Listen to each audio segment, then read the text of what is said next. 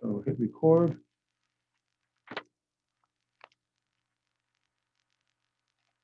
Share the screen.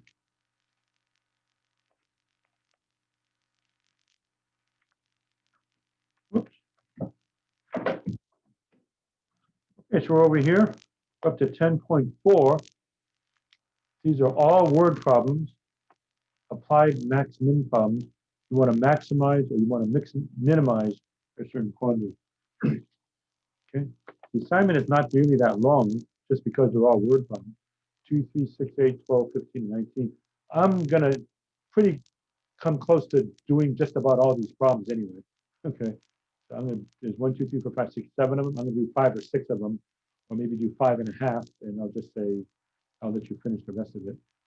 Okay, so we may very well finish a little early today, in which case I'll let you ask questions. If you want to ask me questions about any of these or anything previous, that's fine. Okay, then there is more stuff in chapter 10, but we're not scared to do any more of those. Then we're going to 11.1 and 11.2. Okay, so looking at a little calendar here. So we are here, 10.4, 11.1 on Thursday, 11.2 next Tuesday. And it looks like our next exam is on Thursday, November the 19th. Okay. Then after that, we're almost done. Our last test only covers 4 sections. So we'll just do 1 section a day. We skip Thanksgiving, obviously. And if everything falls in place, our last regular test is on December the 10th. And then the final exam will be on the 17th. And then we're done with the course. Okay. So that's what's happening. All right. So I'll be working on this right now. Looks like. Okay. So any general questions, quick questions? Anybody want to ask about that right now? Okay. So these are all word problems. Okay. I'll get you through the word problems. Normally, you want to maximize something like your profit, your revenue, or you want to minimize something like your cost, okay, or some other quantity, depending on what the words say. Okay. Okay. Quickly on the quiz, which is now too late to submit, so that means I can go over it. Okay, so f of x equals x minus 3 cubed. Do not discuss max and min. So I go straight to the second derivative. So the first derivative is 3 times x minus 3 squared. See, what about the chain rule? Yeah, it's times the derivative of the inside, but that's just 1. Second derivative, 3 times 2 is 6, times x minus 3 to the first power. Again, times the derivative of the inside, which is just 1. Set that equal to 0. That comes out to be x equals 3. So 3 comma 0, if you plug in 3, you get 0 easily. Okay, and then I do my little sign chart. If I plug in a number like 0, this is negative, concave down. If I plug in a number like 4, 4 minus 3 is 1, times 6 is positive, concave up. So the function's concave up from negative infinity to 3. Sorry, concave down from negative infinity to 3. Concave up from 3 to infinity. And I have an inflection point at 3 comma 0. And that is pretty much about it. Okay. So that was the quiz. And we just submitted the quiz fairly recently. I'll get to it, next day or two, hopefully. We'll see how it goes. All right. Okay, so now, how do you do these word problems? Okay, so 2, 3, 6, 8, 12, 15, 19. So normally they'll tell you to maximize something or minimize something. So we know what that means. Okay, you find your critical numbers, set the derivative equal to 0. Okay. By means of the second derivative, you can determine if you have a maximum or a minimum. Okay, and then go from there. All right. So here we go.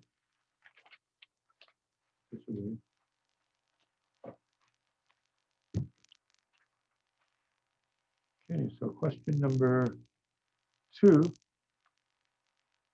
And I double check, I believe all of mine match yours, but if it doesn't, again, you're still learning stuff. Okay, projectile. A ball is thrown into the air from a building 100 feet high, and it travels along a path described by this.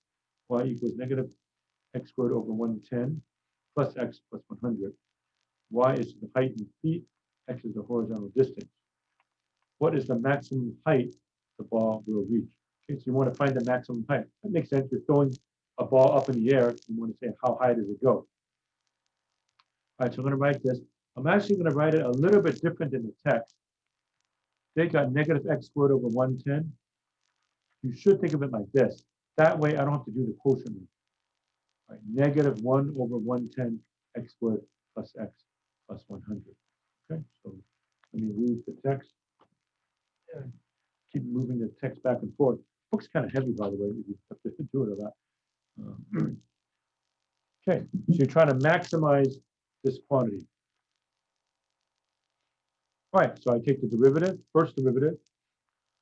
So 2 times this is negative 1 over 55x plus the derivative of x is 1. The derivative of 100 is 0.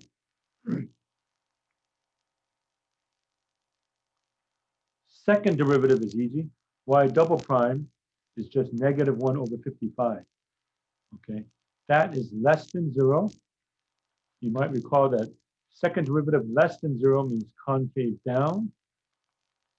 And if I draw myself a horizontal tangent, that means the slope is 0. I'm about to set this equal to 0. If I draw a concave down situation, I have a maximum. I'm looking for a maximum. This proves that you have a maximum. Okay, so remember we had our rules about concave up and concave down. Go ahead and put that in your cheat sheet for the next exam. Okay, so second derivative negative, concave down.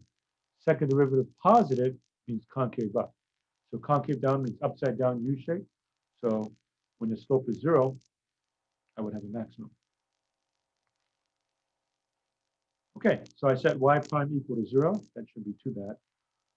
So this quantity set equal to 0.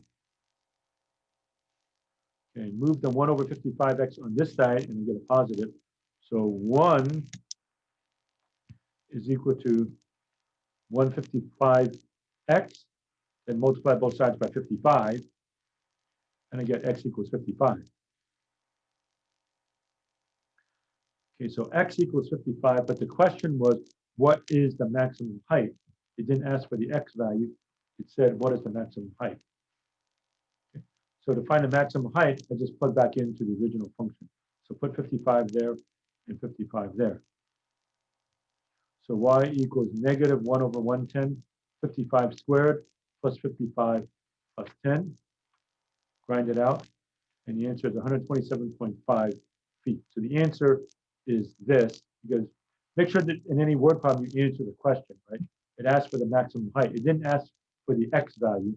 It asked for the maximum height. So I took the 55 and plugged it in. So this ball that you're throwing up has a maximum height of 127.5 feet. Okay. So that's the way that works. Okay.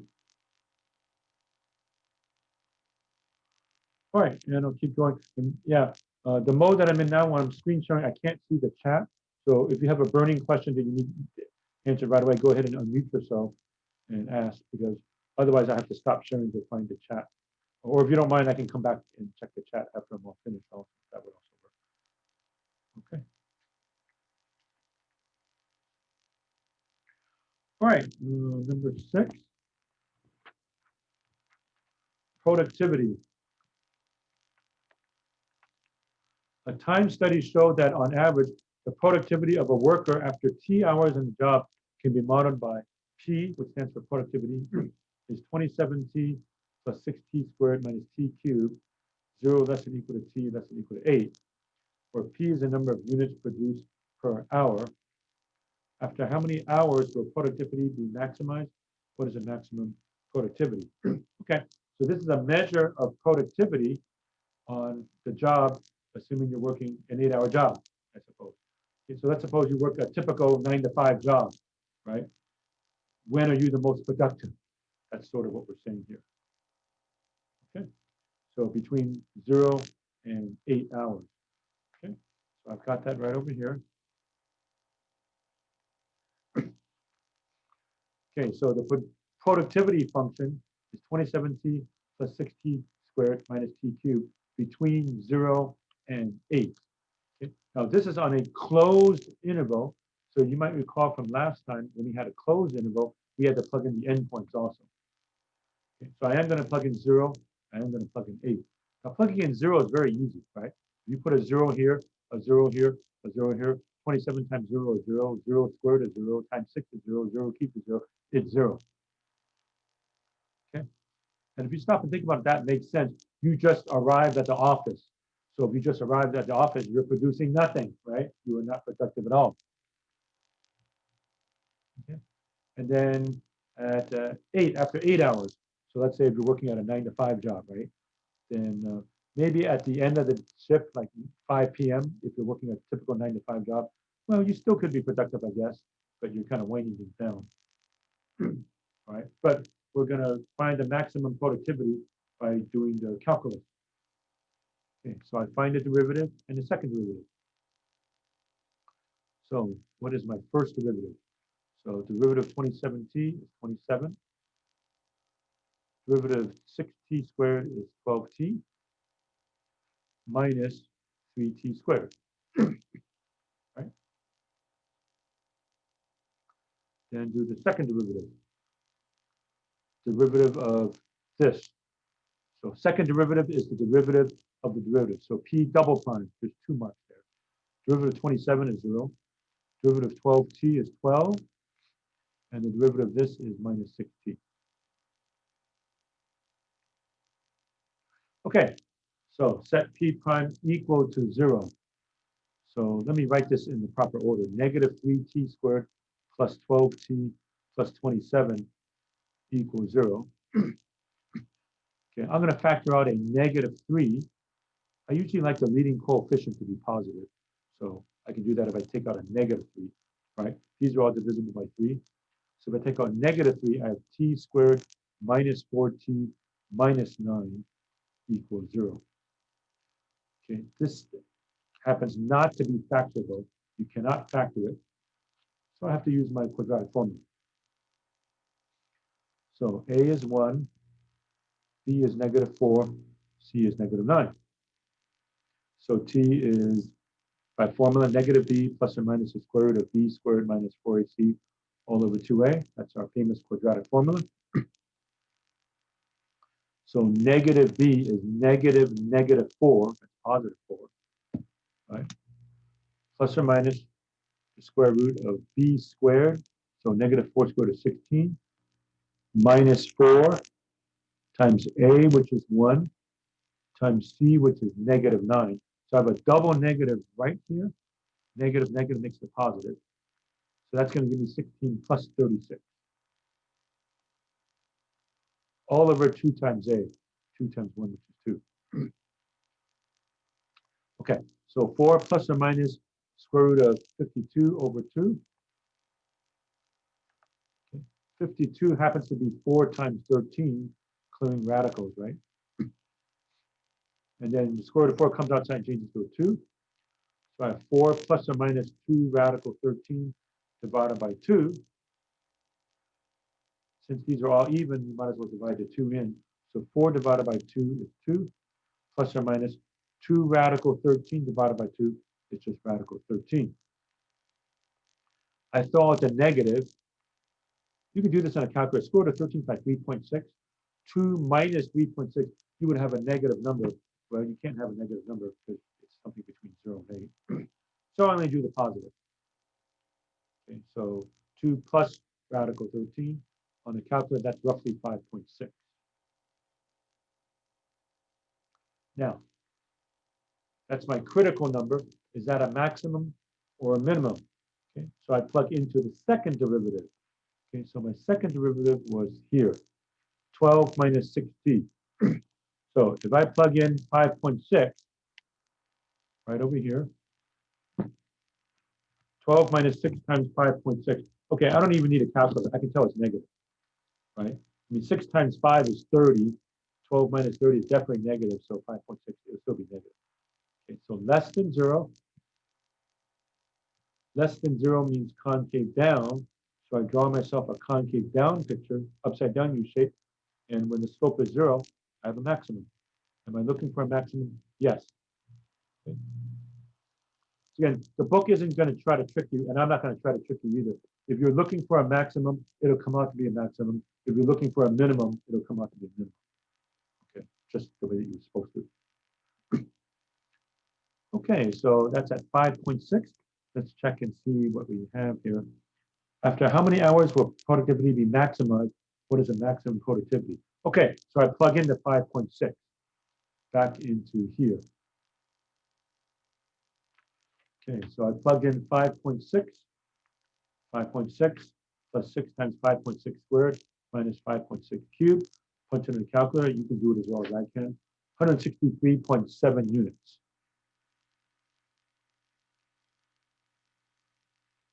Okay, and you might recall if you're on a closed interval, we did some of these last time, right? If you're at a closed interval, you have to check the endpoints, okay? Because the maximum or minimum might occur at an endpoint. Okay? We already plugged in 0, you get 0. I guess that would be a minimum, right? Minimum productivity. You just showed up at the office, so to speak.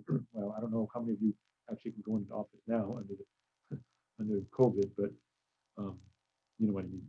You're starting. So once you're starting, you're not producing anything yet. Okay. We can figure out what happens when you plug in 8. Okay. So I plug in 8 here and here and here. So I analyze P of 8. So 27 times 8 plus 6 times 8 squared minus 8 cubed. So what did I do? I plugged in 8 here, here, and here. And grind that out on your calculator. So you can do it as well. I can't just punch it out, but I'm saving time just because I did it before. 88 units, okay, which is definitely smaller than this.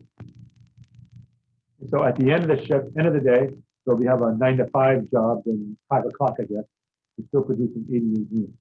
But the maximum productivity occurs after 5.6 hours, and it's 163.7 units. So there we go. So that's the idea behind this model. All right, and the problem's finished, but a side note is this is a 9 to 5 job, okay, 5.6 hours. So 9 plus 5 is 2, a little bit more. So that means around 2:35 in the afternoon. That's what they're saying, that if you have a job between 9 and 5, the most productive time is 2:30ish, 2:35 in the afternoon. Okay, so take it or leave it. I mean, I can understand once you start, it takes a while for you to rev up, but you start on the job and you're not really producing something, but then after a while you start cranking it up and so on. But according to this model, whether you believe the model or not, by this model, the most productive is from the 8-hour jobs, 5.6 hours through the day. So that means if you start at 9, right, you said that's 2:35 in the afternoon. Okay, so whatever. Okay. All right, so that's number 6. Okay, 8, production cost.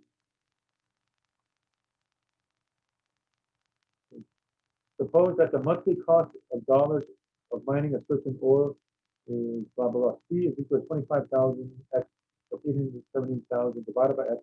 X is greater than 0. Yeah, that makes sense. For most of these word problems, X, you're producing something, you're mining something or whatever. You don't want to have a negative number. 0 doesn't even make sense. Okay? And the top of the next page tells you what to do. But even without looking at it, can you guess what we would do with the cost? You think we want to maximize or minimize the cost? It's more logical to minimize, I'm guessing, where X is the number of pieces of equipment used, using how many pieces of equipment will minimize the cost. There we go. Okay. So this is the cost function. How do I minimize the cost, right? The less I pay, the better. All right, so C is 25,000 X plus 870,000 X over X. And I'm trying to minimize this. And again, before you take the derivative, when you have a constant, a number, either on top or bottom, bring this up and make it x to the negative 1. That way you don't have to do the quotient rule. Quotient rule is probably our least favorite rule. So 25,000 x plus 870,000 x to the minus 1 is what I'm seeing for problem number 8. Okay. So minimize this quantity. Okay, so first derivative of 25,000x, 25,000, minus 870,000 x to the minus 2. Second derivative of 25,000 is 0. It's a constant, it's a number. And then negative times negative is positive. Then 2 times 870,000 is a super big number. 1,740,000 x to the negative third, which I can rewrite as this: 1,740,000 divided by x cubed. Now, they already told me x has to be positive. Okay. Look at this quantity. If I plug in any positive number, this fraction is positive, right? Take any positive number. If you cube it, positive. Positive divided by positive, positive. So second derivative greater than 0 means concave up. Concave up, U shape for up. So I draw myself concave up. So when the slope is 0, that's what we're looking for. Right? That's why we always set the derivative equal to 0 to find max and min. In this case, we would have a minimum. Are we looking for a minimum? Yes. Again, it always works out the way you want it to be, but you need this as a proof. The second derivative is a proof that you have a maximum or a minimum. Okay, so I set the first derivative equal to 0 and do that algebra. Okay, so C prime was this mess. Now that calculus is finished here, write this back as divided by x squared. Okay, so 25,000 minus 870,000 over x squared equals 0. Okay, solve for x. Okay, get rid of the fraction by multiplying both sides by x squared. So I multiply by x squared. And 0 times x squared is 0, right?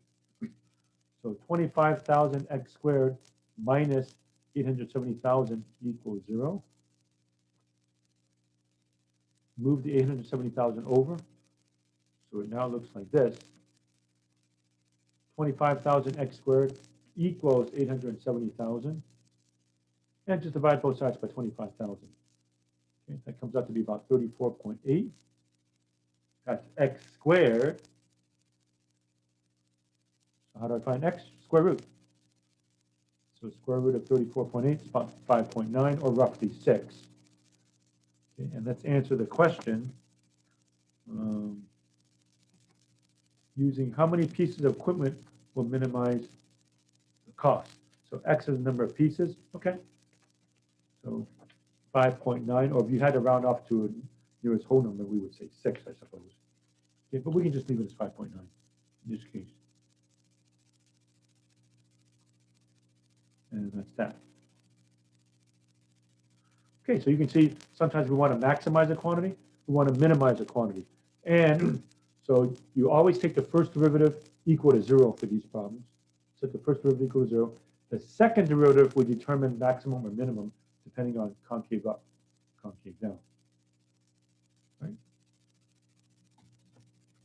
Okay, and let's see if I can digress a moment and bring you back to where you want to look at that and put this on your cheat sheet, your formula sheet for the next exam.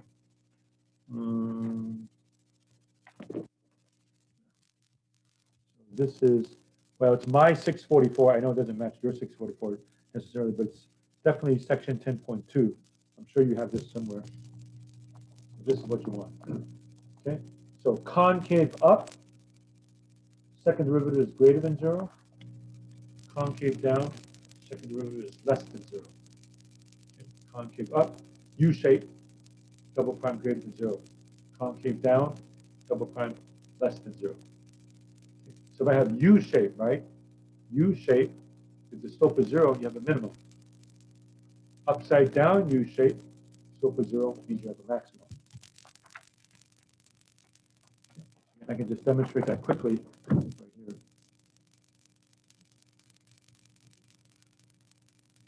See, that's why we're saying slope is 0. How come he keeps saying slope is 0? Slope of 0 will give you a maximum or minimum. This is concave up. This is concave down. So if I have concave up, slope of 0, minimum. concave down, slope of 0, looks like a maximum, right? So there we go. All right, then next one I want to show you is 12. Read the book, right? Okay, 12. A revenue function, weekly revenue is R of t. It's 50t divided by t squared plus 36. T is greater than or equal to 0. R is millions of dollars. T is weeks. After how many weeks will the weekly revenue be maximized? And what is the maximum weekly revenue? Okay, so I want to maximize my revenue. Okay, and it looks like I'm stuck doing the quotient rule.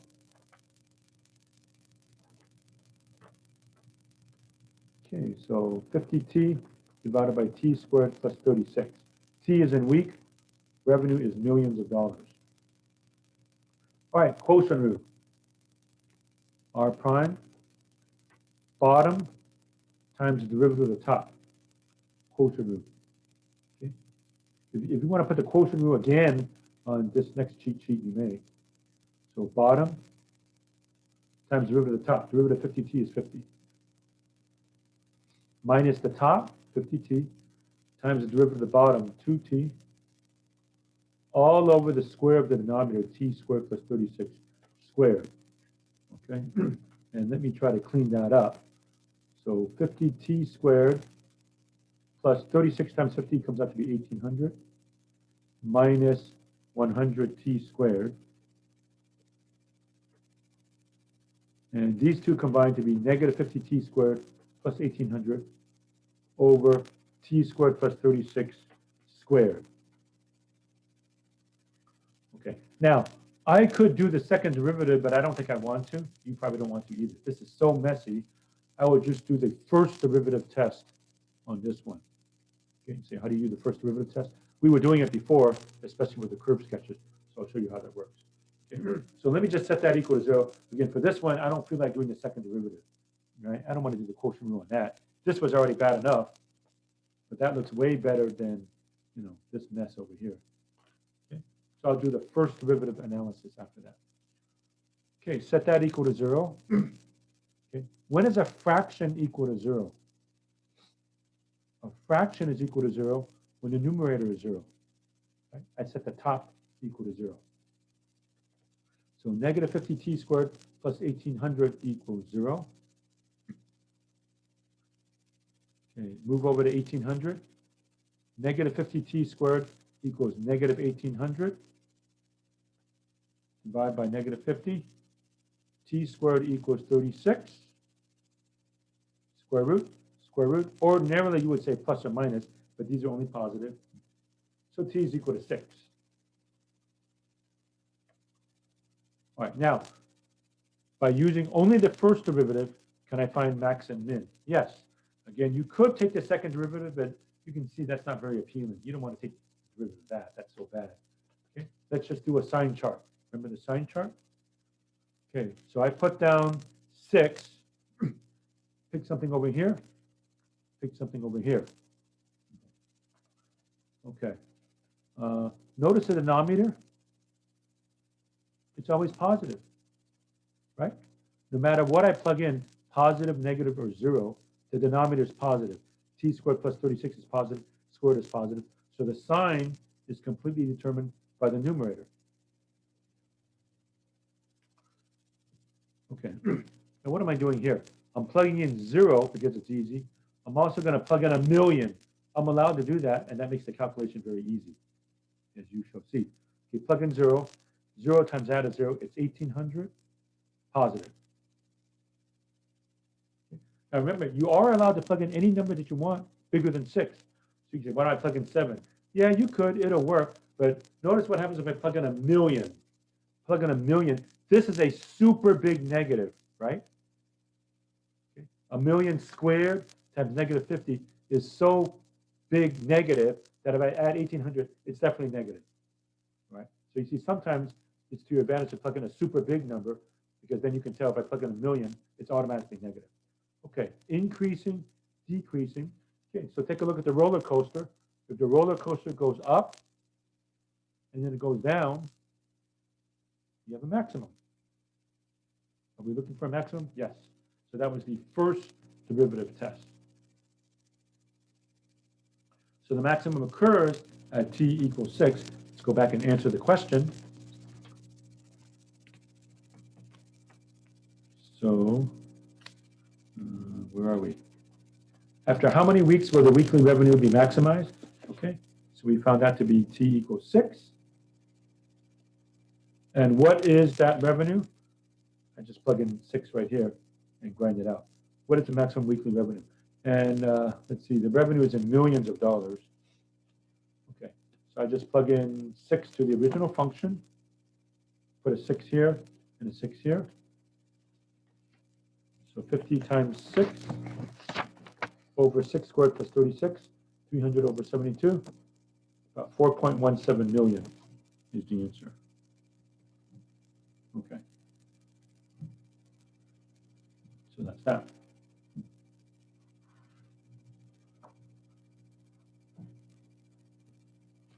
Okay. Then let's see. 15 and 19, it looks like.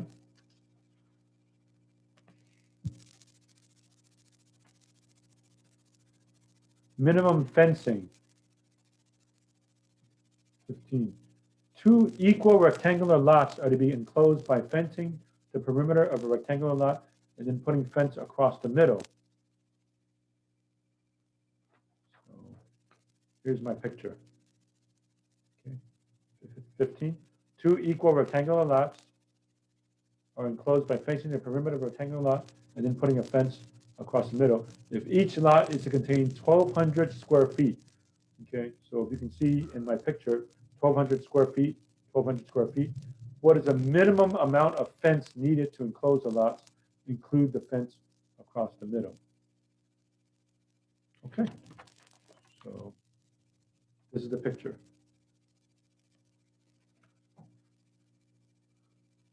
Right, ignore the 60 and the 40. That's what the answer comes out to be, but we don't know that yet. Okay, so here's the picture. 1,200 square feet, 1,200 square feet. Okay, so the total area is 2,400, right? And if I call this x and this is y, okay, area is x times y, right? So that's 2,400 is x times y. Now, what is the actual fencing that I have?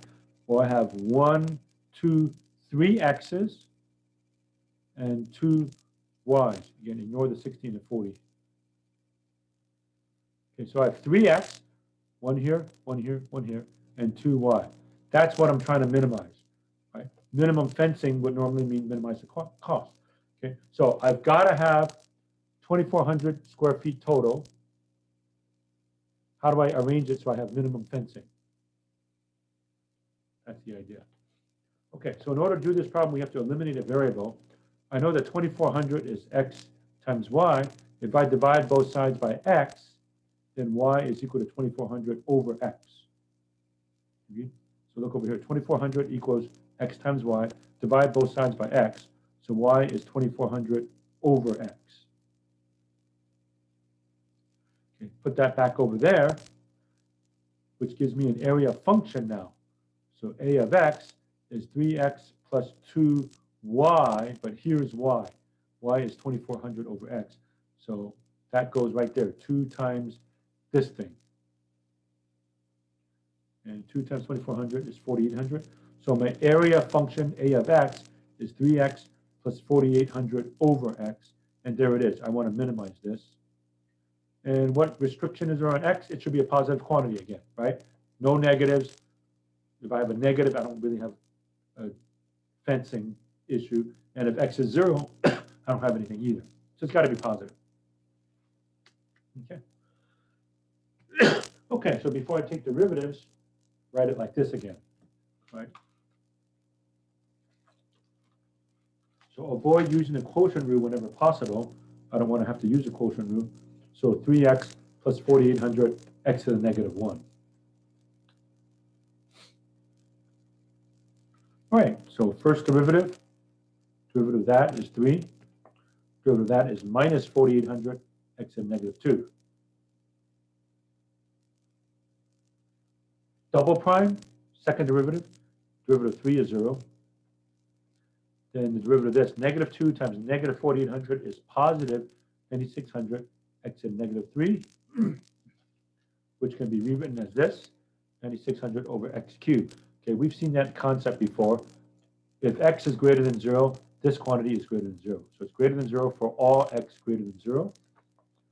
Second derivative greater than 0 means concave up. So draw myself a U shape. If the slope is 0, I'm at a minimum. Am I looking for a minimum? Yes, I am. Okay, but this proves that you have a minimum.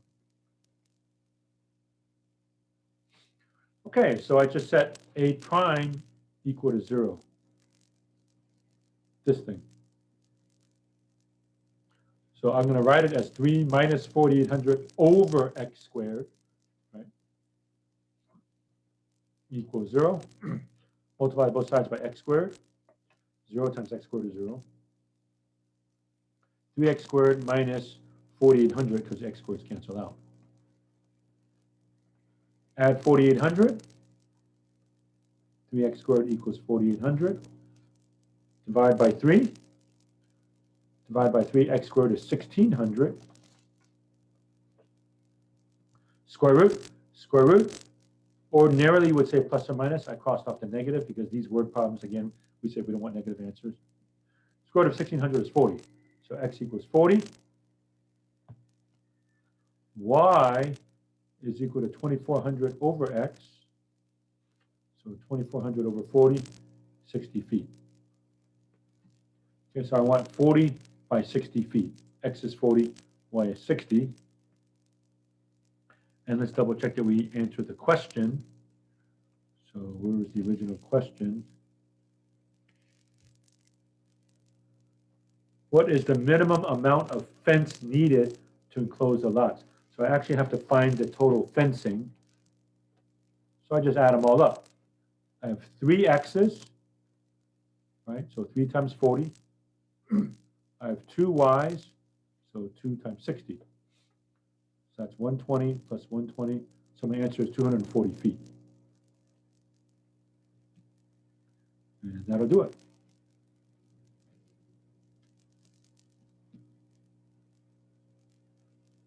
All right, then 19, and that's the last one I was going to do. And it's only 6:20, so we have plenty of time. So I'm going to be done in roughly 10 minutes, folks. And then I'll let you ask questions. But if you have any questions, that's pretty much going to be it. And I'll just let you know ahead of time. Next time I'll do the next section, but the quiz is going to be something like this. Okay, I will give you a word problem. You're going to maximize or minimize something. Okay, but again, you get to talk about it. You get to help each other out. You have, what, 5 days to submit your answer. Okay, so it's going to be one of these. They're definitely harder.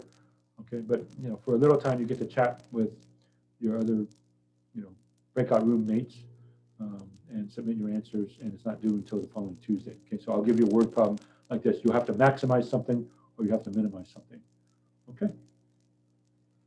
All right, so I'll do 19. I'll be done after a while, and then I know some of you put something in the chat, so I'll look at that. Otherwise, we will be just about done. Okay, so 19. Optimization at a fixed cost. Okay, and I wasn't even going to do the whole thing. I was just going to set you up, and you should have the answer in the back of the book also. So I'll just set it up for you. A rectangular area is to be enclosed and divided into thirds. Okay, so there's my picture of it, crude picture. I'll show that to you a little bit more. The family has $800 to spend for the fencing material. The outside fence costs $10 per running foot installed. The dividers cost $20 per running foot installed. What are the dimensions that will maximize the area enclosed? The answer contains a fraction. Okay, so they're saying the inside ones have to be more expensive, $20 per foot here and here, but all the outside ones are $10 a foot. Okay, so that's the picture. And let me lose the book now. Actually, I'm done with it, so let me get it out of the way. Okay, so I wasn't going to do the whole thing. I'll just set you up with it. Okay, so $10 a foot, $10 a foot, $10 a foot, $10 a foot, but the insides are $20 a foot. It asks for the dimensions. So I said X and Y. Okay, so X and Y. I want to maximize the area, it says. Maximize the area, X times Y. Okay, now you have $800. So here's how I figured the cost. This is X, this is X, this is X, this is X. Okay, so here's the cost for the 4 X pieces. $10 a square foot, so 10X, plus 20X, plus another 20X, plus 10X. Okay, $10 per foot times X feet. So 10X, 20X, 20X, 10X. Okay, how about the Y direction? They're both $10 per foot, so 10Y and another 10Y. Okay, so we have $800 to spend. 800 is 10X. These two guys are 20, 20X, 20X, 10X, 10Y, 10Y. Okay, add them all up. You have 10, 20, 20, 10, so 60X plus 20Y. So 800 equals 60X plus 20Y. Solve for Y. The reason why I want to solve for Y is I want Y equals blah, blah, blah, and then I plug it into here, and then my equation only involves X. Okay, so subtract 60X on both sides. Okay, so I have 800 minus 60X equals 20Y, and then just divide both sides by 20. So that gives me 40 minus 3X. So Y equals 40 minus 3X. Pick that up and plug it right back into here. And so my area function, X times Y, is X times this. So my area function, A of X, is X times 40 minus 3X. Distribute 40X minus 3X squared. And that's what you want to maximize. So you finish the rest of this problem. Maximize this quantity. I say et cetera, because I get to say et cetera, but you don't get to say et cetera. You finish the rest of the problem. It says the answer contains a fraction. So yeah, it would contain a fraction. So do the first derivative. You can probably do the second derivative test. It's not that hard to do the second derivative, I think, if you kept going with that. Okay. And remember that in this case, X should be bigger than 0, right? These are all distances. We don't want X to be 0. We don't want X to be negative. It's a positive quantity. Okay. So do your first derivative, do your second derivative, and then go from there. Okay. All right, folks, and I'm done. So let me stop the share here and check the chat. Okay, so Jonathan gave all of that. All right. Okay, and does anybody else need homework? Okay, so you can answer directly to Jonathan if anybody wants to share that. Okay, if anybody want to ask me anything right now, you can either unmute yourselves or you can put it in the chat. Otherwise, we're done. So let me just say something quickly since I have so much time. So checking back the calendar, we want to do this. Yeah, I think I have time. It just takes a while to always share the screen and not, but since I have time, let me go with it.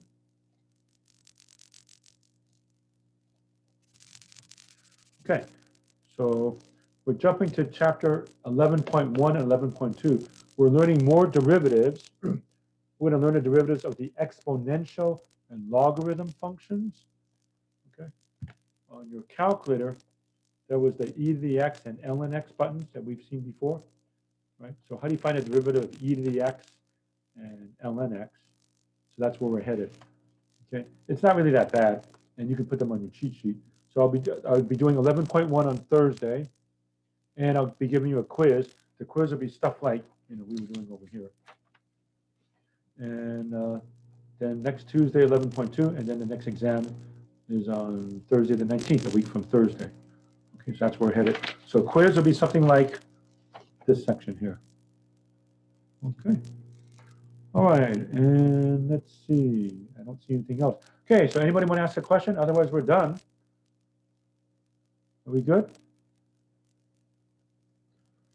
All right, so we'll see you next time. Everybody have a nice Veterans Day tomorrow, and we'll see you all Thursday. Okay. All right. Bye, everybody.